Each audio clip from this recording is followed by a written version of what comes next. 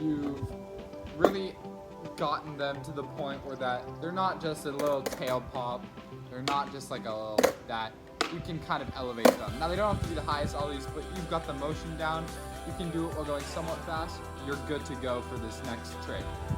Now this next trick is called the frontside 180. And the frontside 180 personally is, for me, was after learning the ollie, it was way easier than any future trick I would do. And that's just simply because, one, you don't really need to pop. It's more of a momentum kind of thing. And also, once you master moving your board fast, the faster you go with the frontside 180, in my opinion, the easier the frontside 180 is. So essentially what the frontside 180 is an ollie. It's the exact same foot placement. So your back foot's like right here, front foot's like right in between the first bolts in the middle, and you're gonna do the same exact motion as an ollie, where you pop the board, slide up, but the way that this 180 sort of works is that your board is gonna turn like this, and you're gonna follow. So you're gonna be like that, riding away. So it's called a frontside 180 because when you're standing on the board, like so, your heels, if you're goofy, my heels are here, my toes are right here. This is essentially my front side right here. So when I'm doing that 180, it's hard to sort of visualize, but this front side of the board will flip around, and then your front side will now be in front of you again. It's a backside 180 if your backside goes in front of you.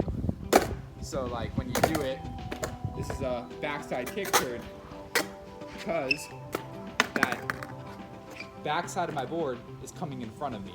It's a frontside kick turn because this front side is going back to me. You don't get the hang of it, it's just terminology, nothing really important. But frontside 180 is that you're gonna turn your shoulders this way if you're goofy. If you're regular, you'd be standing on your board like this, and you want to get this side, the front side, to the back, so you would turn that way.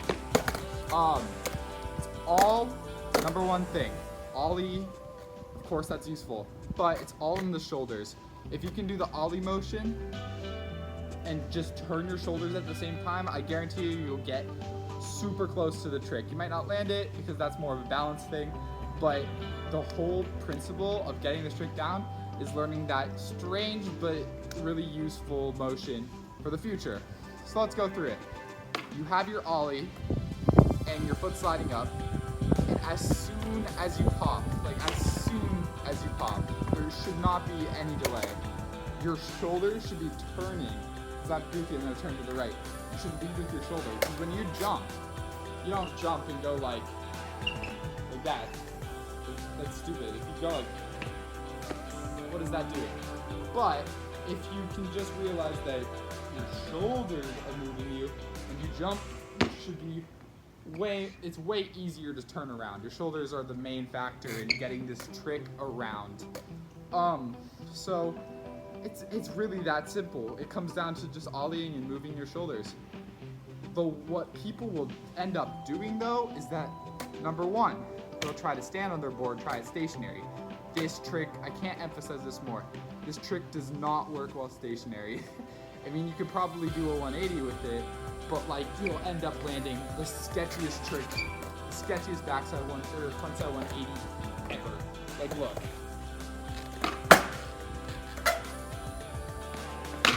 That was actually not that bad, but you notice how I had to pivot at the end because it doesn't go around all the way. That's where the momentum comes in. When you're going fast, you'll be able to turn your shoulders just the same amount as I did there and essentially be able to keep riding because you'll land perfectly in the ground.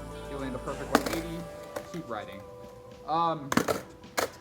Another thing that people end up doing wrong is that they'll try to gun it. Now I say this is only possible while moving to hit a really nice 180, but you should still be going at a moderate speed, even if that speed is just this. It works.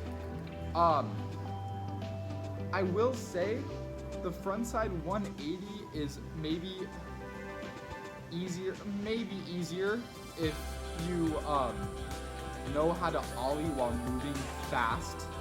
However, that being said, you can still learn how to ollie like going like really slow in 180.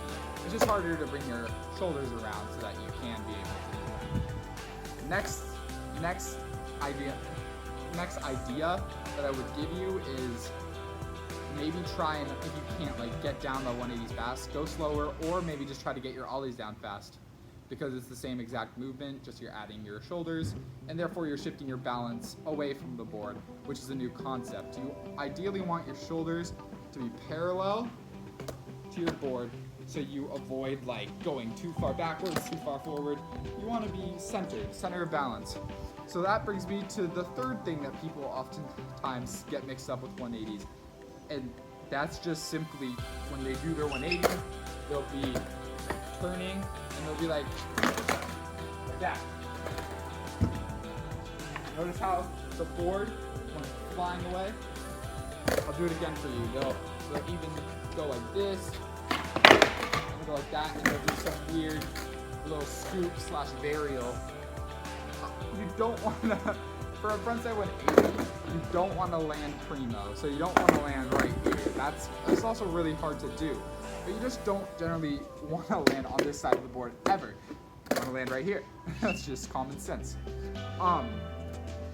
So what I say for that, and what everybody else says for that, it's a really common problem where you're kicking out too much like here, and the board just goes away from you. Is just simply remember focusing on that. Even though you're moving your shoulders, your hips should still be parallel to this board. Your shoulders will move your hips naturally as your board is moving like this too. So your body's just going to be one fluid motion uninterrupted. You shouldn't be forcing anything other than your shoulders. Because a lot of times what's happening when that board is being jetted out like that is because you're either leaning way too far back and you're turning your shoulders, and that's just the board's gonna go like, or you're simply just not, you're just like moving your hips almost too much, moving your shoulders too much with your hips, and causing your board just to like not be like contained under you. You'll sort of, this isn't like the biggest issue. Once you get like a few or three like ones where the board rolls God knows where away from you, you'll start to get the hang. Oh, I'm doing something wrong. I'll take it slower. I'll try to contain it more, and generally you'll end up with a nice little pop. Even if you get 90 degrees, you can still like manage to pivot your board. And then you can just start experimenting. Before, just a tip that if you're having a little too much trouble on the front side 180s, is just try to revert it. A revert is where you simply just shift your weight, just get used to the fact that your shoulders are going to turn, still turn your shoulders, but don't pop. Just slide your board on the ground by just putting slightly more pressure on your nose, and just be able to do that while moving. It helps, and it's honestly a good experiment, because what if your shoulders are the problem? You can finally get that movement down in a way that you're not going to feel like you're going to eat it, because you're just simply sliding your board on the ground. Last problem is just simply weight distribution. You can easily land, I've noticed for some of my friends, they'll be able to fully get their 180 around, and then they'll land like way too far on this side or way too far on this side, so that like when they land, your toes are like here and you're like there, or you simply go like this and your board kicks up into your shins. That again is just managing that force you use to turn your shoulders and gauging that.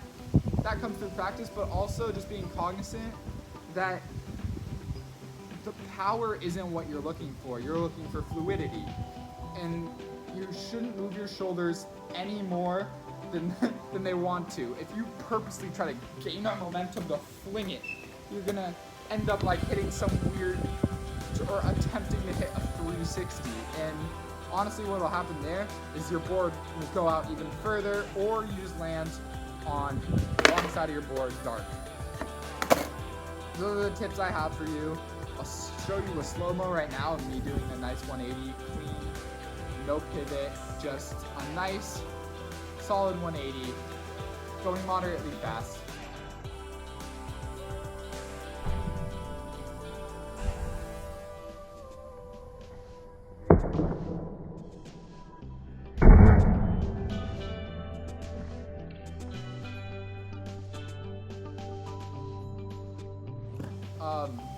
I'll also show you in the second clip a 180 with a pivot, sort of. So if you can't get the board fully around, just pivoting a little tiny bit to get that 90 degrees to a 180 degrees.